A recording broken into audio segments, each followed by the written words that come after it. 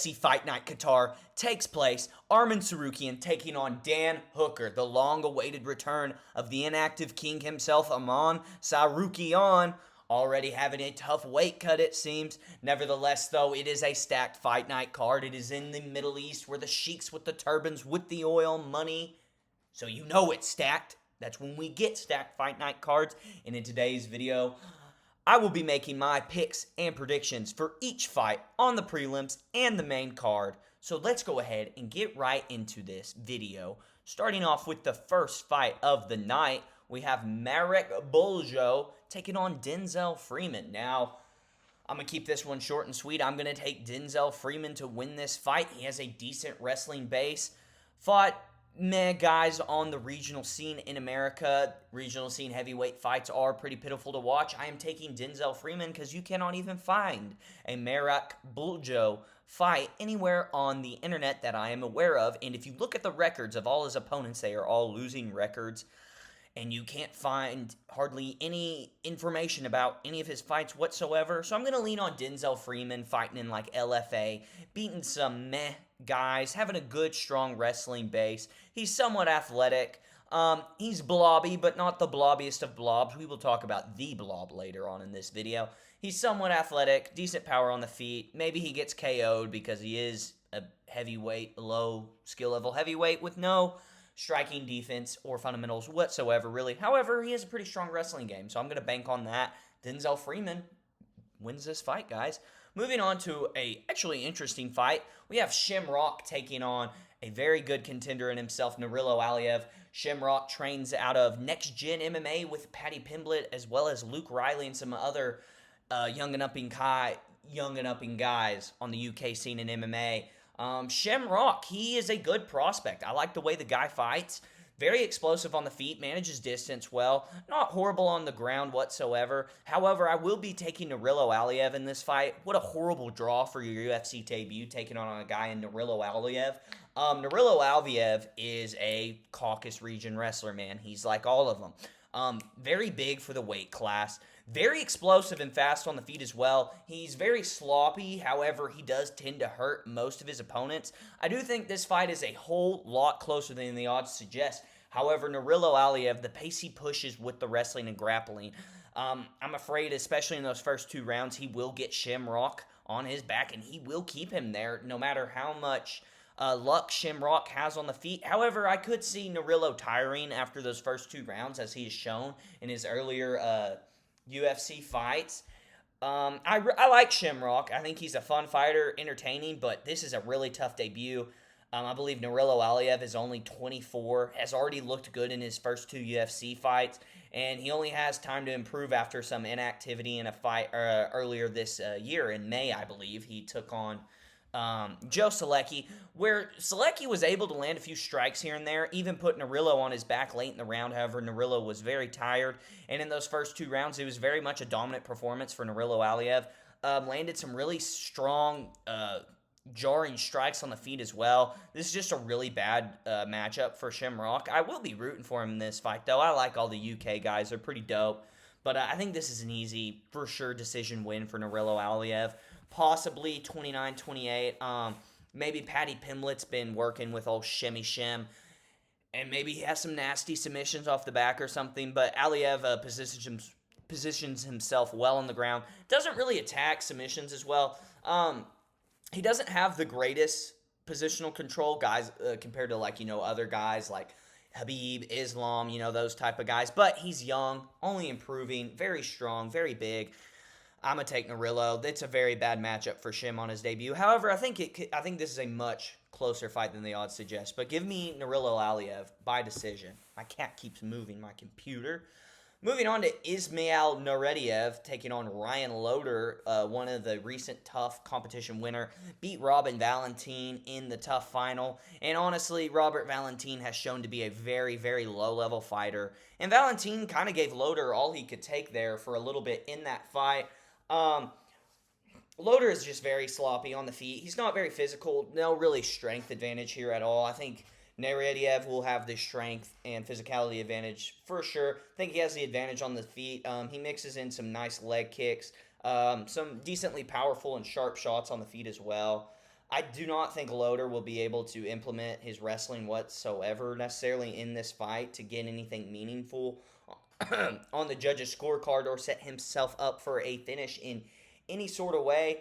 And I think Ismail has a good shot of just putting him on the back foot this whole time, attacking the calves, mixing in, some combinations on the feet. So give me Ismail by decision. I think Loder will survive, but, Ismail moving up from welterweight to middleweight could have some more power. I believe his last fight was at middleweight as well. But who knows? Maybe he surprises us and gets a finish here. But I don't think Loder's very good at all. And Nuridiev has some skill. So give me Nuridiev by decision.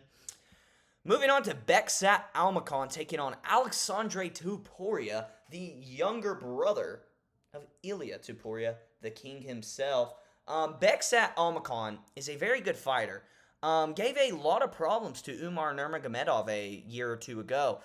Shown a lot of ability to scramble. However, when he is put on his back, he was staying there. But that was against Umar, a very strong wrestler. Very powerful and quick on the feet as well. Explosive. Alexandre Topuria, like his brother Ilya, very good head movement. However, unlike Ilya, he gets hit a lot more in that fight with Cody Thickness. I can't remember his first name.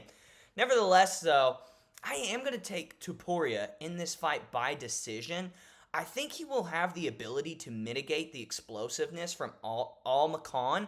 And he also looks to be a very strong grappler as well. Positions himself very well in situations like that. He's also I think a big part of this fight is Tuporia's ability for when they come head-to-head in close quarters. He positions himself very well in the clinch and rips to the body and puts together good combinations in those close quarter boxing situations. So I think he'll be able to mitigate the explosiveness of Almakhan. This is a very close and tough fight for me to pick. I think Almakhan's very good, but I think Topuria is going to edge it out here. I see this possibly being like a close 29-28 decision. He's not as good as his brother. However, I think a lot of people are picking against him. While Almakhan is a good fighter, and it makes sense to pick against him for sure. However, Topuria is very good himself, and I think his technical ability on the feet, and I think he has a very strong wrestling background, and he showed a very savant level of positional grappling against Colby Thickness. So I like Tuporia's chances in this fight for a 29-28 win, 30-27 decision win. I think he's just going to get the better of certain situations and will be able to get off more powerful shots more consistently. And in the wrestling department, I like his ability to not only stuff Beksats, but I like his ability to also put Beksat on his back if he wants to. So give me Alexandre Topuria by decision. Moving on to Abdul Rahman Yakiev taking on Rafael Carrera. I will be taking Abdul Rahman Yakiev by first round KO. Rafael Carrera just looked awful in his past 3 fights. 2 of those were nasty KO losses. Abdul has shown a pretty solid ability and power on the feet, especially in his Contender Series win. So I think just with Carrera being very soft and easily finished, I think this is just a bad recipe for him, and I think this will be an easy out for Abdul. I don't know necessarily how good this Abdul Rahman guy is necessarily. However, Carrera has just, in those last 3 outings, has shown nothing that impressed me. I like Abdul's ability on the feet and power. I think he starches him in the first round. Moving on to a very solid fight in Alex Perez and Asul Alamibayev. I'm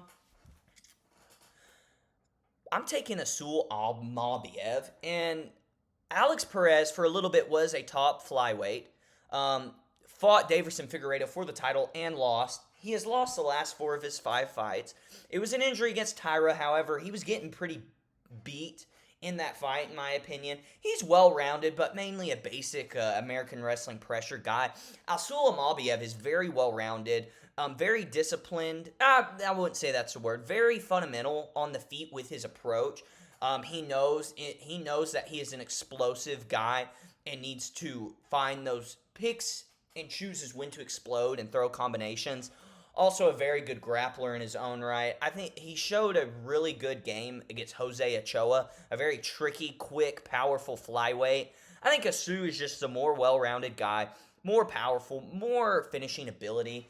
So I'm going to take Asu by Second round, TK KO. Perez been finished in his last 4. I like Asu's ability to explode and get the better of him on the feet, and then possibly get him to the ground and pound TKO or a submission. Either way, though, I think Asu is going to show levels in this fight. I think he's very good. Fought Manel Kopp pretty well as well. Manel Kopp honestly cheated quite a bit in that fight with eye pokes and groin shots, if I remember that correctly. But I think Asu's the better fighter here. I think Alex is on the downstretch of his career. Been kind of inactive, coming off a pretty bad injury against Tatsuro Taira. I think Asu's a pretty top flyweight now, coming into his prime. Give me Asu Almebayev by second round TKO. Moving on to Nicholas Dalby against Sagid Isagamameov. I don't know how to say his last name. Nicholas Dalby, man, he was doing pretty decent for a while, you know. I don't trust his chin whatsoever. He's 41, coming off a nasty KO loss, took a lot of damage against Randy Brown. Sagid has fought some high-level competitions over there and won 1FC. Coming off a KO win. He's been inactive for a while, though, but a KO win over the legend himself. What is his name? Oh my gosh, I can't think of his name. Y'all know his name, though. He's a freaking Japanese MMA legend. Oh my gosh, I can't believe hold on, I gotta Google this real quick. No, I can't. Wait, where's my phone? We're gonna Google this real quick while I talk about this. However, Sagid has shown very good Muay Thai kickboxing against some more high-level guys in one for sure. He also has that strong Dagestani wrestling background as well. So I think wherever this fight goes, he will have the advantage. And I think it's just a really bad matchup for Nicholas Dalby, coming off of his losing streak and brutal finish and damage-taking performance against Randy Brown. Shinya Aoki is who Sagid is coming off a KO win over. That took place in 2022, though. Very inactive, but he trains in the Islam Dagestani camp, so he had been training a lot. He's getting a lot of good sparring rounds in there. And I just don't see a way Dalby wins this fight with this age. I think Sagid's going to be more athletic, going to put a pace on him. I think Dalby maybe could be a little too tough for his own good in this fight, but I think on the feet or on the ground, I think Sagid has his way with him. I'm going to take him by KO or TKO. I just don't know necessarily which round. I don't know how tough Nicholas Dalby will be, but give me Sagid by TKO KO at some point in this fight. Moving on to another great prospect coming out of the Next Gen camp, out of Paddy Pimblett, trains with him and Shamrock as well. Luke Riley, his debut fight in the UFC, taking on Bogdan Grad. Bogdan Grad, mainly a grappler, wears pretty quick in his fights. I don't trust his cardio very much. Throws some pretty crazy kicks and strikes, random explosive combinations throughout fights. I think Luke is a high-level fighter. He's very well-rounded. Watching some of his fights, he manages distance well on the feet.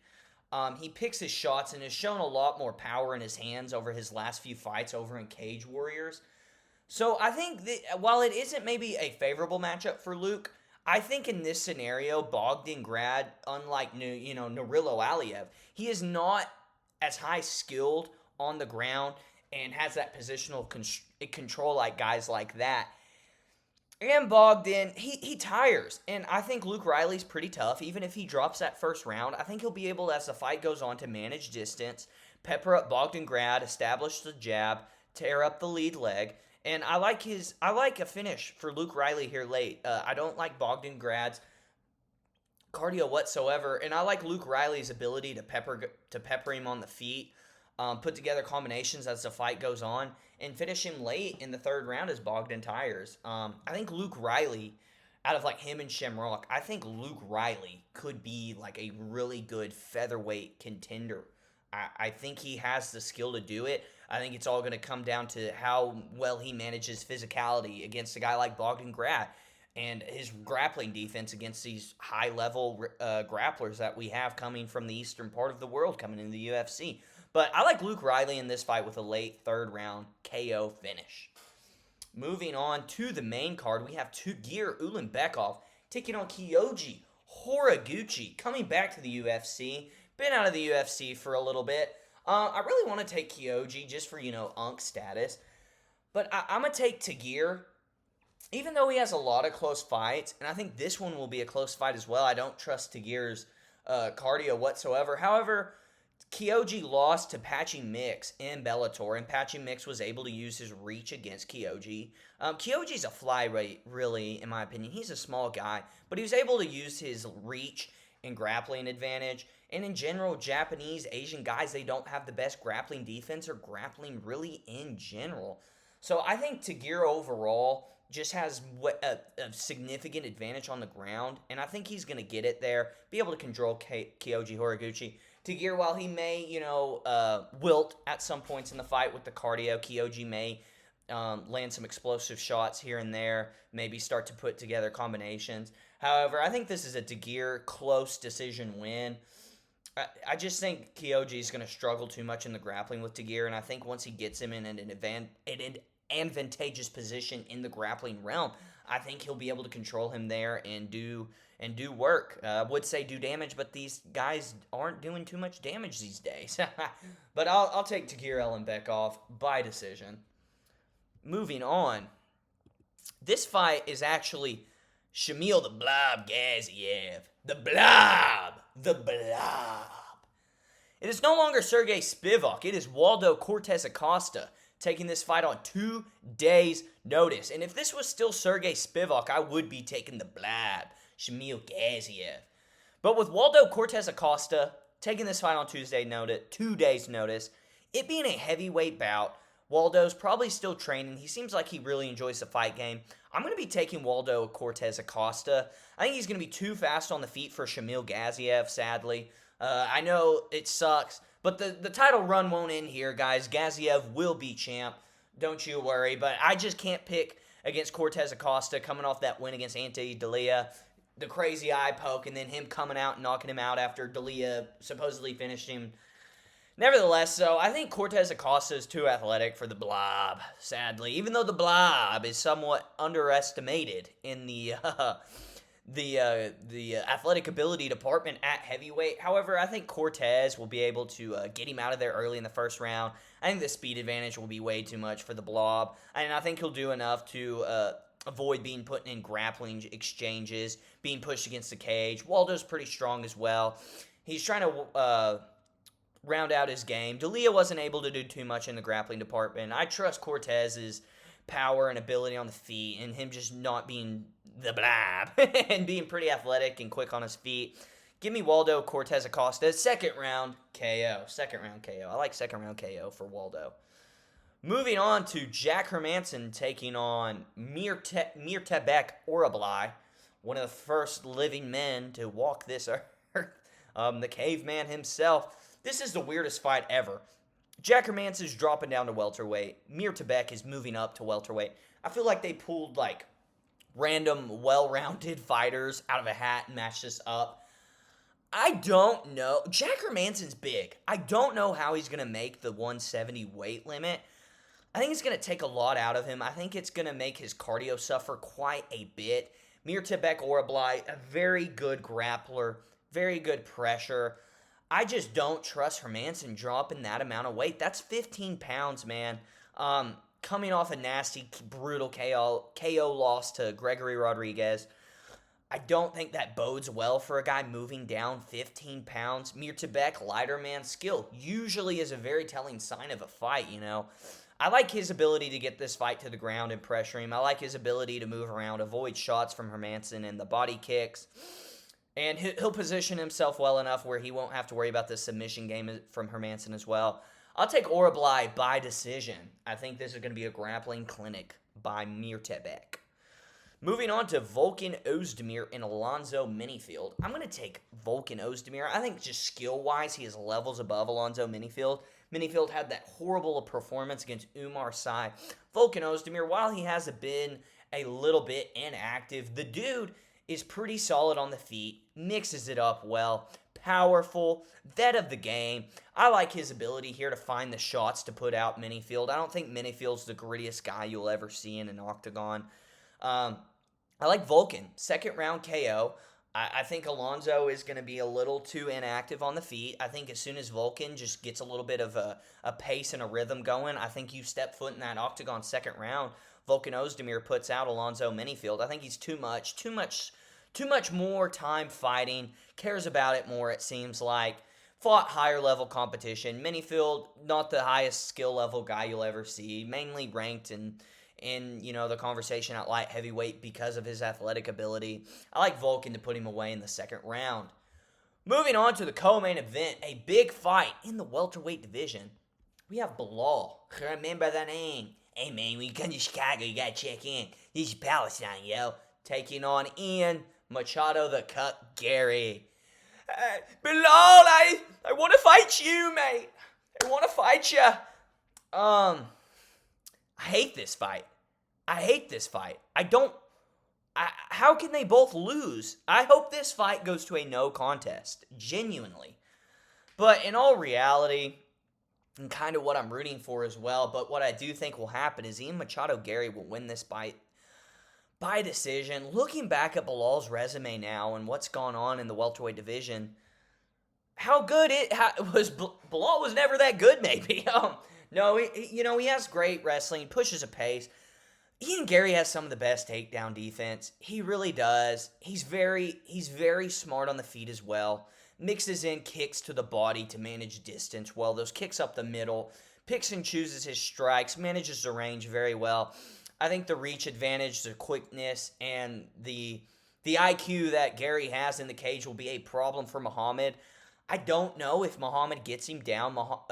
Garry is really good at not being pushed up against the cage and getting himself in those situations like that. I think he'll be able to... He moves his feet very well. He doesn't just move in and out. He moves at angles, side to side. I think it's going to be hard for Bilal to land anything of significant damage on him on the feet. And I think that's just going to give more of an advantage to Ian Garry to stuff those takedowns and manage the grappling situations. I favor Ian Garry in this matchup. I think it's a decision win. I think he's going to make it look kind of easy. I think this is going to be an Ian Garry 30-27 win. Gets on the mic, calls out Makhachev, and maybe that's the next fight we get. Like I talked about in my last video, we get that fight. Then that sets up Islam and Ilya after Ilya KOs the guy who fights next, Arman Tsarukyan, taking on Dan Hooker. I will be taking Dan Hooker in this fight. Let me get a drink of water real quick to finish this off.